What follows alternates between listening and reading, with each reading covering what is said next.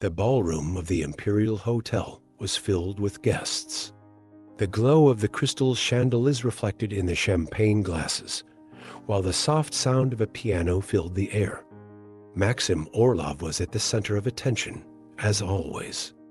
At 35, he was the typical man who knew how to enjoy the best life had to offer. Rich, charming, and absolutely confident, Maxim exuded the assurance of someone who always got what he wanted. Have you ever thought your life might be a little less boring if you accepted a real challenge? Teased Roman Fedorov, his best friend and business partner in countless ventures. Maxim raised an eyebrow, intrigued by the audacity. Roman rarely challenged him directly, but when he did, there was always a touch of irony. "And what do you suggest, Roman?" Maxim responded with a smile that mixed disdain and curiosity. "Climb Everest?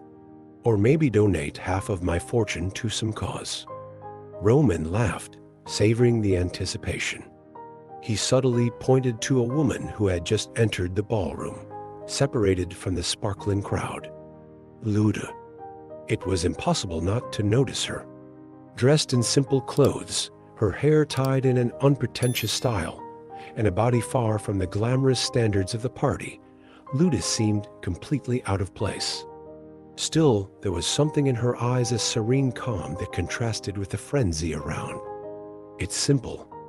Marry her for one day," said Roman, gesturing with his wine glass. "Just one day. And in exchange, I'll donate 1,000,000 reis to charity. But if you refuse, the millionaire philanthropist will have to be you."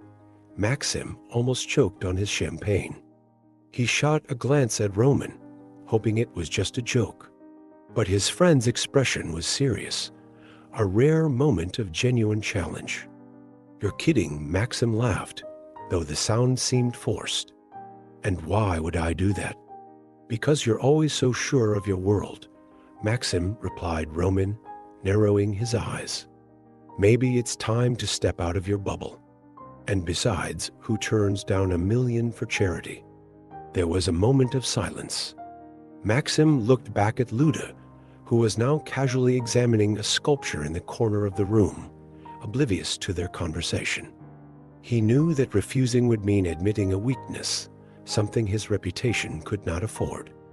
The idea seemed absurd, but the challenge was impossible to resist.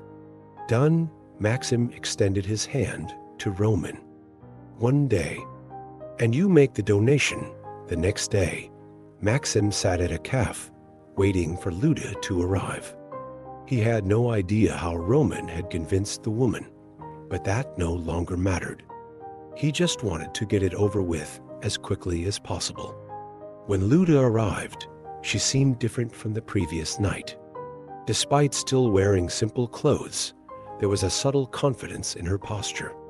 Maxim stood to greet her, forcing a smile. "So, you're the man who's going to marry me for a day," Luda said, with a playful tone that caught Maxim by surprise. He had expected a shy woman, perhaps even grateful for the opportunity to be with him. Instead, he found a witty and calm personality. "Looks like it," Maxim replied, trying not to show discomfort. "It's just one day. Easy, don't you think?" Luda laughed lightly, as if she already knew he had no idea what was coming. Maxim felt a twinge of irritation, but suppressed it. He had accepted the challenge, and as annoying as it was, he intended to win. The civil wedding took place in a brief, almost comical ceremony. Maxim kept an emotionally calculated distance, while Luda seemed completely at ease. Afterward, she suggested a walk around the city, something Maxim reluctantly agreed to. "Let's go to the Pushkin State Museum," Luda suggested, her eyes shining. Maxim, surprised, agreed. Perhaps it was better than pretending to be interested in trivial conversations. Throughout the day, Maxim began to realize that Luda was nothing like he imagined. At first, he saw her only as an annoyance, a constant reminder of his humiliation. But as she spoke with passion about art, history, and life, Maxim found himself listening with more attention than he would have liked to admit. At the end of the day, when Maxim dropped her off at home, a strange unease took hold of him. For the first time, he wasn't sure who had really accepted the challenge, him or her. Maxim's limousine stopped in front of the Pushkin State Museum. He looked at Luda, who was observing the imposing building with eyes full of anticipation. It was curious how she seemed indifferent to the opulence around her. Maxim was used to being the center of attention, but with Luda, it was different. She didn't seem impressed by his lifestyle or intimidated by his presence. "So, what's so special about this place?" Maxim asked, getting out of the car with a slight air of boredom. "Everything," Luda replied, smiling. "You'll see." They walked through the grand halls of the museum, filled with priceless works of art. Maxim, who usually only viewed art as an investment, felt unsettled as he noticed Luda's enthusiasm. She explained each piece with a passion he had never seen before. "This is a Rembrandt," Luda said, stopping in front of a dark painting. "See how he captures the light. It's not just technique, it's emotion." He understood people, Maxim. Every brushstroke tells a story. Maxim crossed his arms, intrigued. It wasn't just her knowledge that surprised him, but the way she spoke. There was no arrogance, only a genuine love for art. He found himself paying attention, something he hadn't done in years. "How do you know so much about this?" he asked, trying to hide his curiosity. "I studied art for many years," Luda replied, almost embarrassed. "But I never finished my degree. Life took me down another path. A path far from galleries," it seems Maxim retorted, unable to resist a jab. However, Luda just laughed. "Yes, but that doesn't stop me from loving what I love." There was something in that response that made Maxim uncomfortable. He was used to people trying to impress him, but Luda was different. She didn't seem to have anything to prove, and that was both irritating and intriguing. When they reached the Impressionist wing, Luda fell silent for a moment, admiring a Monet painting. Maxim, standing next to her, noticed the sparkle in her eyes and the way her lips curved into a soft smile. "You seem to get lost in these paintings," he commented, breaking the silence. "And don't you?" she asked, looking at him sideways. "Maybe you just haven't learned how to look properly. Art isn't just what we see, it's what we feel." The simplicity of her response threw him off. Maxim was used to measuring everything in practical terms: business, money, results. Feeling? That was a concept he hadn't explored in a long time. As they left the museum, the sun was setting, painting the sky in shades of orange and pink. Maxim suggested they go for dinner, and to his surprise, Luda refused the fancy restaurants he suggested. Instead, she took him to a small bistro tucked away on a quiet street. Maxim wrinkled his nose as he entered, but the aroma of homemade food soon won him over. "You could dine anywhere," he commented as he watched Luda savor a bowl of soup. "Why here?" "Because it's simple, but good," Luda replied. "Sometimes the simple things are the best." Maxim couldn't help but laugh ironically. He was beginning to realize that Luda was an enigma. His whole life had been built around luxury, but now he was face to face with someone who seemed truly happy without any of it. As the evening wore on, Maxim began to feel uncomfortable. Not because of Luda, but because of himself.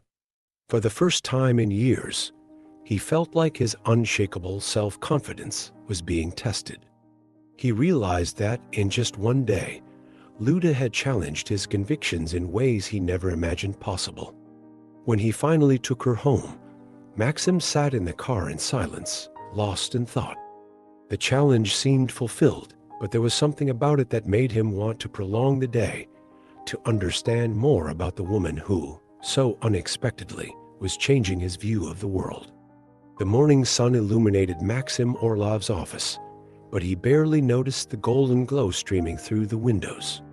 Sitting in his leather chair, a cup of coffee untouched beside him, he mentally reviewed the previous day. Something inside him was still uneasy. Maxim had entered the challenge confident it would be just a fleeting annoyance. But Luda was different. He decided to call Roman. "So, how was it?" Roman asked with a playful tone as soon as he picked up. "How do you think?" Maxim replied, irritated. "Insane day. But I'll admit one thing. She surprised me." "Surprised?" "Maxim, that's almost a compliment coming from you." Maxim hung up before Roman could continue his teasing. He didn't know what bothered him more, the fact that Luda had challenged his expectations, or that inexplicably he was eager to see her again. Later, Maxim decided to invite Luda to dinner. He hesitated before calling, something unusual for someone so confident. When Luda answered, her calm voice dissipated the tension he felt. "Maxim?" she asked, surprised. "I'd like to invite you to dinner, to make up for the bistro yesterday." He waited for a refusal, but to his surprise, Luda accepted. The date was set at an elegant restaurant known for its sophisticated cuisine. Maxim wanted to show a grander side of his world, maybe to impress her, maybe to test how she would react. When Luda arrived, wearing a simple yet elegant dress, he realized she seemed more confident than ever. "I hope this isn't too extravagant for your simple taste," Maxim joked as she sat down. Luda laughed softly. "I like trying new things. So let's see." During dinner, Maxim realized that he was genuinely curious about Luda. He asked questions, something he rarely did on previous dates, and for the first time in years, he wasn't just waiting for his turn to talk. Luda talked about her childhood, her passion for art, and her years working as a teacher before completely changing her life. "But why did you leave all that?" Maxim asked, intrigued. "You seemed to love what you did." Luda was silent for a moment, staring at the wine in her glass. "Sometimes life pushes us in unexpected directions," she replied. "I wanted something more meaningful, something that challenged me." The response resonated in Maxim in an uncomfortable way. He knew his own life was full of luxuries, but sometimes it felt empty. Maybe that was what attracted him to Luda, the idea of a life with purpose. As the dinner went on, Maxim noticed something new within himself. He was laughing genuinely, and not just at the funny stories Luda told, but at the way she saw the world. Everything seemed both simple and complicated at the same time. It was as if Luda was revealing parts of his life that he had forgotten to value. After dinner, Maxim suggested a walk through the nearby park. The night air was cool, and the streets were quiet. They walked side by side in a comfortable silence until Luda stopped to admire a lit fountain. "You know, Maxim, when you're in places like this, everything feels so simple." She looked at him, her eyes shining with a sincerity he hadn't expected. "But even in the most beautiful things, there's always something hidden. You just have to be willing to look closer." Maxim felt a pang in his chest. He was beginning to realize that Luda wasn't just a woman different from what he knew. She was someone who saw the world in a way he had never considered. When he dropped her off at home that night, Maxim hesitated for a moment before speaking. "I didn't expect to say this, but I enjoyed your company today." His words came out with difficulty, but he knew they were true. Luda smiled, a genuine and welcoming smile. "I enjoyed it too, Maxim. See you soon." As he returned to his limousine, Maxim realized that something within him had changed. Luda was no longer just part of a challenge. She was the beginning of something he still didn't understand. And that, for the first time in a long time, made him eager to discover what was to come. Maxim adjusted his tie in front of the mirror, a little more nervous than he would have liked to admit. It was a special night. He had decided to introduce Luda to his family. It wasn't an easy decision, but after days of thinking, Maxim concluded it was the only way to show he was starting to take this was seriously. The Orlov mansion gleamed like a palace in the heart of Moscow. Chandeliers hung from the high ceiling, and the halls were filled with sophistication. Maxim knew his family would be difficult. His parents, both conservative and proud of their aristocratic lineage, expected Maxim to marry someone worthy of the family. Someone with status, impeccable appearance, and behavior submissive to social demands. When the limousine stopped in front of the mansion, Maxim took a deep breath. Luda stepped out of the car in an elegant but simple dress, with a coat that accentuated her modest personality. Though she was immaculate, he knew that wouldn't be enough to win his family's approval. Entering the mansion, Luda was greeted with looks that ranged from cold curiosity to barely disguised disdain. His mother, Irina, gave a polite smile, but her eyes conveyed something entirely different. His father, a stern man with an air of superiority, barely hid his irritation. "Maxim, dear, you didn't mention you'd be bringing a special guest," Irina said, her voice sweet as poison. "Mom, Dad, this is Luda." Maxim made sure to say it firmly. "She's my guest for today." Luda, with her characteristic serenity, extended her hand. "It's a pleasure to meet you." Irina shook her hand reluctantly, while Maxim's father barely reacted, just shaking his head. Maxim felt the tension rise in the air, but Luda remained composed, as if she were already accustomed to situations like this. During dinner, things took a turn for the worse. Irina asked passive-aggressive questions, trying to expose any detail of Luda's life that would confirm her suspicions that Luda was unsuitable. Luda, however, responded with grace, her wit and intelligence overshadowing the disguised hostility. "So, Luda, what do you do?" Irina asked, swirling her wine glass with disdain. "I'm a self-taught artist, and I have projects in underprivileged communities," Luda replied with a calm smile. "How interesting. Maxim, dear, do you really think someone with a career so alternative is compatible with our circle?" The question was thrown like a dagger, but Maxim felt his blood boil. Before he could respond, Luda intervened. "Compatibility doesn't depend on social circles, but on shared values, don't you think, Irina?" The table fell silent for a moment. Maxim saw a satisfied smile appear on Luda's face, and he couldn't help but admire her even more. But the situation reached its peak when one of Maxim's cousins, known for his arrogance, decided to make a joke at Luda's expense. "Maxim, you've always had good taste. But this is a new one. A bit unusual, shall we say?" He laughed, and others around the table tried to hide their smiles. Before Luda could respond, Maxim stood up, his voice firm and authoritative. "Enough." He looked at each face around the table. "I will not tolerate this kind of behavior towards someone I respect. If this is a problem, it's better I leave." The room fell into absolute silence. Maxim had never challenged his family like that before. Luda looked at him, surprised, but with a gleam in her eyes that showed gratitude. After dinner, Maxim took Luda back home. In the car, he finally broke the silence. "I'm sorry for what happened today. My family," he sighed, unable to finish the sentence. Luda smiled gently. "Maxim, you defended me. That's more than enough." As she got out of the car and waved a final goodbye, Maxim realized something. That night, despite being disastrous in many ways, had proven one thing to him. Luda was someone worth fighting for. And for the first time, Maxim felt like he was truly changing. The atmosphere was light on that autumn afternoon.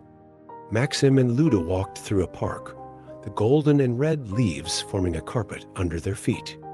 Since the disastrous dinner with his family, Maxim felt that something had changed between them. Luda seemed closer, more comfortable by his side, and Maxim, in turn, found himself more captivated by her presence. "You seem thoughtful today," Luda said, watching him with curiosity. Maxim smiled faintly. "I'm just trying to understand how you can be so calm, even in situations like the dinner with my family." Anyone else would have lost their patience. Luda let out a soft laugh.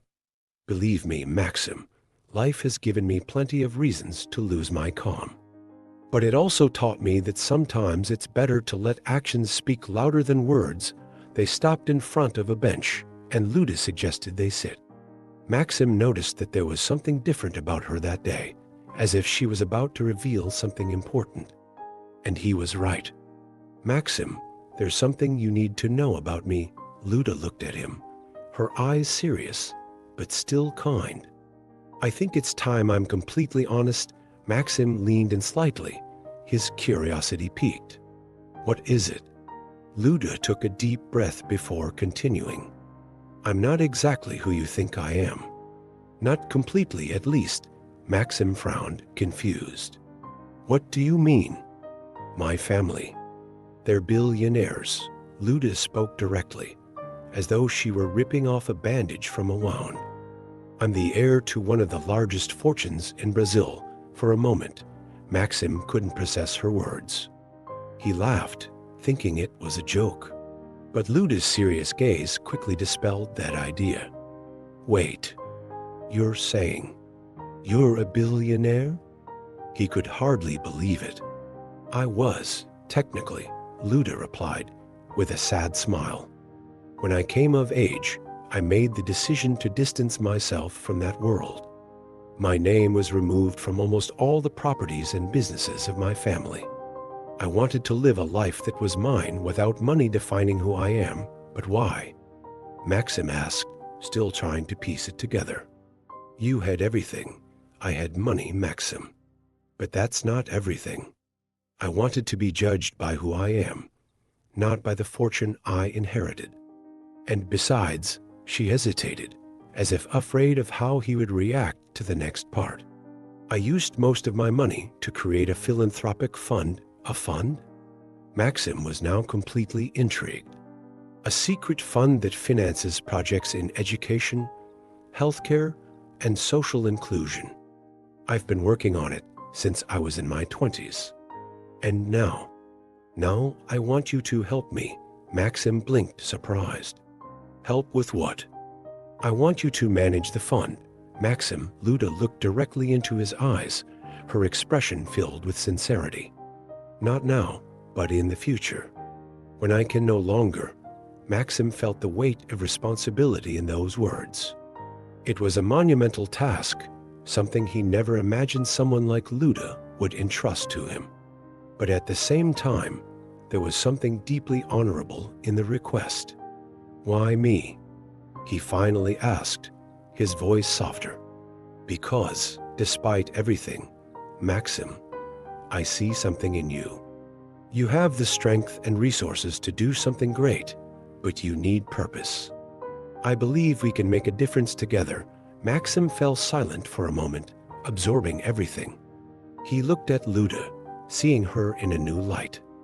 It wasn't just her intelligence or kindness that impressed him now, but her courage in distancing herself from a world many would consider irresistible. "You're full of surprises, Luda." He smiled, shaking his head. She laughed, relaxing a little. "I just hope this surprise wasn't too much for you.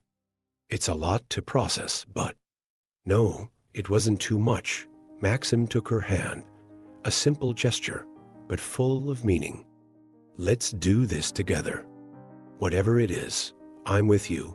Luda smiled, a smile full of relief and gratitude. Maxim knew his life would never be the same again. And for the first time, he didn't mind. The days following Luda's secret were filled with intense companionship. Maxim was determined to learn more about the secret fund and the work she did. He accompanied her on visits to underprivileged communities and social impact projects, places he never considered stepping foot in.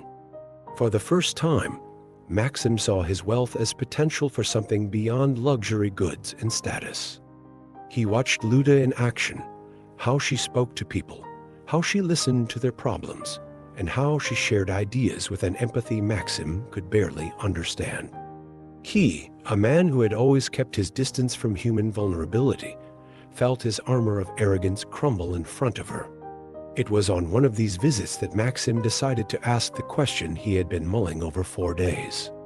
"Luda, why me?" he asked as they walked down an alley, delivering supplies to families in need. "Why did you trust me with something so big?" Luda stopped and turned to him, the sunlight reflecting in her eyes. "Because you have a heart that's still learning to love for real, Maxim," she smiled softly. "And I see the potential in that. You just need someone to believe in you." That answer echoed in Maxim's mind for days. He had never considered love from that perspective. He began to realize that his feelings for Luda were deeper than he had imagined. What had started as a challenge was turning into something he couldn't control: genuine admiration and love. Determined to formalize his feelings, Maxim planned a special evening. He arranged a candlelit dinner on the rooftop of his penthouse, overlooking the entire city. As Luda admired the illuminated landscape, Maxim knelt down with a simple ring, yet one with profound meaning. "Luda, I entered your life through a challenge. But now, the only thing I want is to be by your side. Forever." He looked at her, his voice laden with emotion. "You taught me what it means to truly live. And I want to live that with you." Luda accepted, and their romance blossomed like never before. However, destiny seemed to have other plans. A few weeks later, Luda began feeling an unusual fatigue. Maxim insisted that she go to the doctor, and it was then that they received the devastating news: Luda had a rare and aggressive disease with little time left to live. Maxim refused to accept the diagnosis. He used his fortune to consult the best doctors in the world, fund experimental treatments, and seek alternatives from everywhere possible. But as time passed, it became clear that the fight was being lost. Luda, on the other hand, faced the situation with a calmness that Maxim could not comprehend. "Maxim, you need to stop trying to save me." She held his hands, her voice firm but gentle. "Let's use the time we have to create memories, not fight the inevitable." It was then that they decided to focus on the simple moments. They traveled to places Luda had always wanted to visit, dove into philanthropic work with intensity, and spent long nights laughing and sharing stories. Maxim, for the first time, learned to live without thinking about results or goals. He simply lived because every moment with Luda was precious. One night, as they gazed at the starry sky in a small cabin they had rented to escape the world, Maxim whispered, "You changed my life, Luda. I will never be able to repay everything you've done for me." She smiled and rested her head on his shoulder. "Maxim, you already have. You've become the man I knew you could be." As the months passed, Luda weakened, but her spirit remained strong.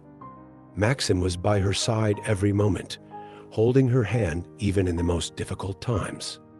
On her last day, Luda was surrounded by the silence of her room, with Maxim sitting beside her, holding her hand. Her eyes met his one last time. "Maxim, trust yourself. Continue what we started." Her voice was a whisper, but it carried the strength of a promise. Soon after, Luda passed away, leaving Maxim devastated, but also transformed. He was no longer the arrogant man who had accepted a challenge out of pride. He was a man shaped by love and loss, determined to honor the legacy of a woman who had shown him the true meaning of life. The days following Luda's death were the loneliest of Maxim's life. He spent hours in the office, surrounded by papers and documents detailing the philanthropic projects Luda had started. The secret fund she had entrusted to him was impressive. Billions of reais intended to change lives. Maxim, however, felt lost. Without Luda, the purpose seemed incomplete. One afternoon, while flipping through a notebook Luda had used to jot down ideas and reflections, Maxim found a handwritten message. The true legacy is not in what we leave for the world, but in what we inspire others to continue. Those words reignited something within him. Maxim realized that he could not let Luda's work stop. He had the resources, connections, and now the motivation to honor the woman who had transformed his life. Thus began the greatest mission of his existence. Maxim threw himself into the projects with relentless dedication. He reformed schools and underprivileged communities, funded research for neglected diseases, and created programs for social inclusion. But he made sure to keep Luda's promise. Everything would be done discreetly. The fund carried neither his name nor hers. Maxim wanted the impact to speak for itself. Over time, his work began to be recognized, even though he never sought the spotlight. Maxim became seen as a mysterious figure of global impact. Journalists speculated about who was behind the large-scale projects changing lives, but Maxim never revealed the truth. The only thing that mattered was Luda's legacy. Decades passed, and Maxim grew older, but his dedication never waned. He created a network of leaders and organizations to continue the work he and Luda had started. Despite his success, Maxim never remarried. He knew that the love he had shared with Luda was unique, something that could never be replicated. On a quiet evening, sitting in the same cabin where he and Luda had shared so many moments, Maxim decided it was time to tell their story. He wrote his memoirs, not as an act of self-promotion, but as a way to inspire others to value love, generosity, and the courage to live with purpose. The memoirs became a book that touched millions of hearts. Maxim revealed to the world who Luda was and the impact she had not only on his life, but on the entire world. He also shared how she taught him to look beyond the surface and find value in simple and meaningful things. Years later, with his health declining, Maxim peacefully passed away at his home. He was found in his favorite armchair, holding a photo of Luda in his hands, with a serene smile on his face. His life, marked by such a profound transformation, was a testament to the power of love and redemption. The fund that he and Luda had created continued to operate, changing millions of lives around the world. And even after his death, Maxim was remembered not as the arrogant millionaire he had once been, but as a man who found his purpose in love and generosity. Thus, the legacy of Luda and Maxim became immortal, proving that even the most unlikely lives can come together to create something truly eternal.